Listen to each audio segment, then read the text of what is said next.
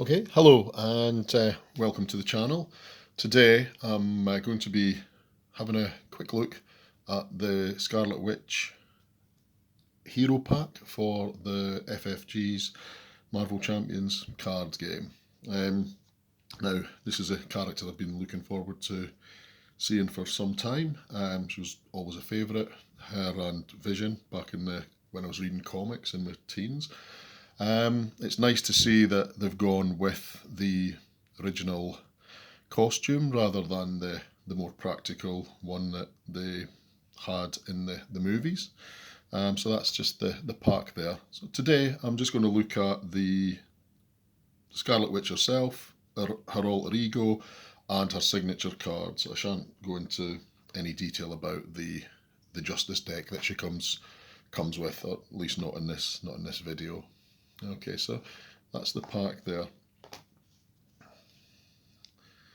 So here we can see her alter ego, Wanda Maximoff.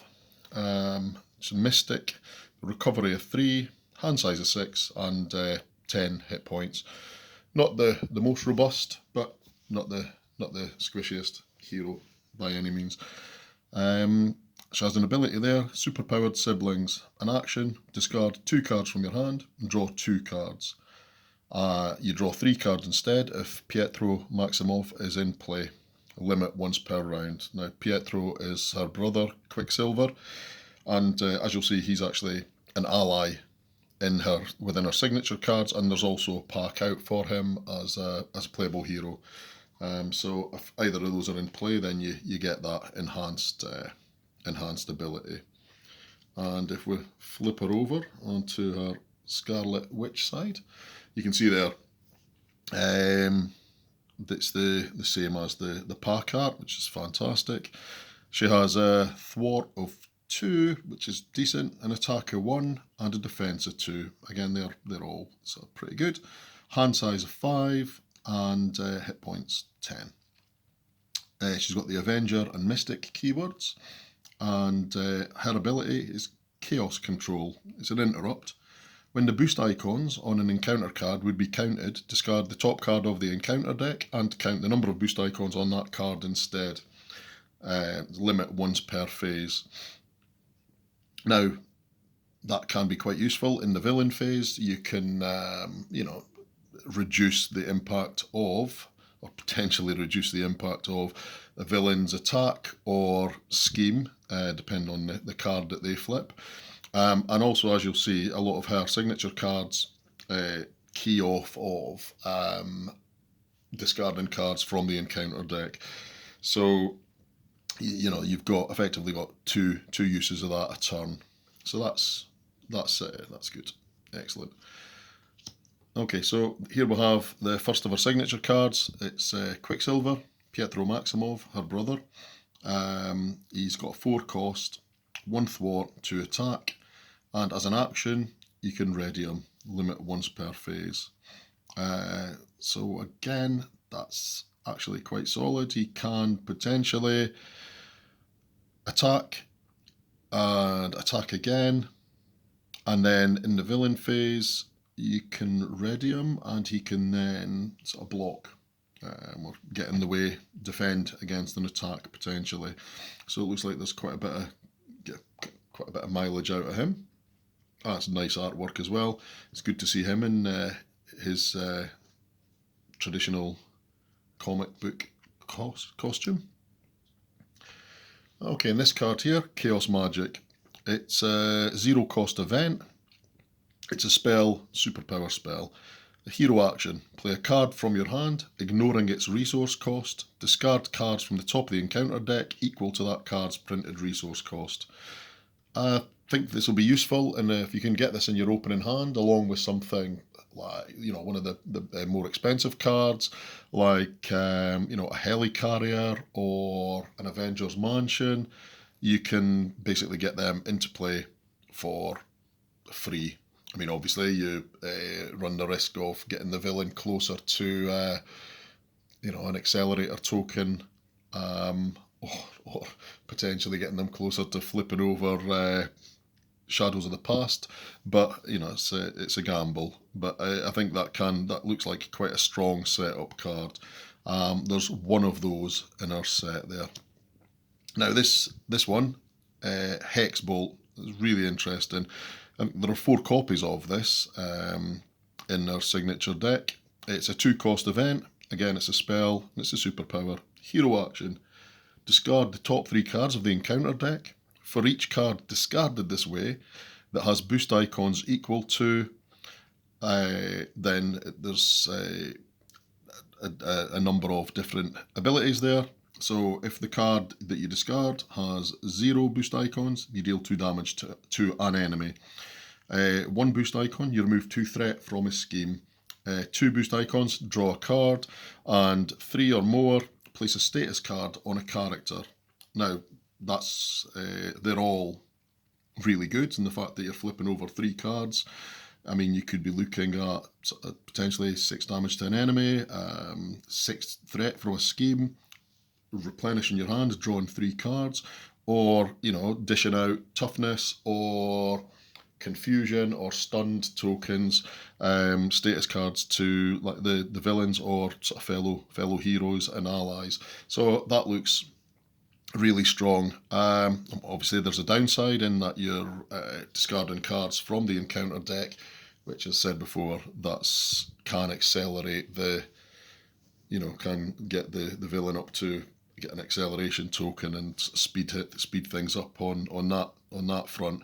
But overall, it looks quite powerful for quite a reasonable, well, very sort of inexpensive cost. And there are 4 copies of that, so it is likely that you'll have that in hand when you need it. Next up, we'll have Molecular Decay. It's a 3-cost event, and it's an attack spell. Hero action. Attack, deal 5 damage to an enemy, and discard the top 2 cards of the encounter deck. For each boost icon discarded this way, deal 1 additional damage to that enemy. So we're looking there at a base of 5. It might whiff, and you might get 2 cards that have no boost icons on them. Equally, you might get 2 that have 3. So you're looking potentially there at 11 damage for 3 cost. That seems to be quite solid. I think she has 3 of that card. Yep, 3 of that card. Okay, so we're on to card 10 of the 15. Warp Reality. It's a 1-cost event, and Hero Interrupt. It's a spell, again, superpower. When an encounter card is revealed from the encounter deck, cancel all of its effects and discard it. Discard cards from the top of the encounter deck equal to the number of boost icons on that card. So that could be really, really useful, to avoid getting hit with Shadows of the Past or, a particularly nasty card. Anything that allows you to cancel encounter cards is strong. So I'm always going to be happy to see that one in my hand. I think yes, one copy of that. Okay, so we've got a support card here. 1-cost support. Agatha Harkness. It's Persona keyword there.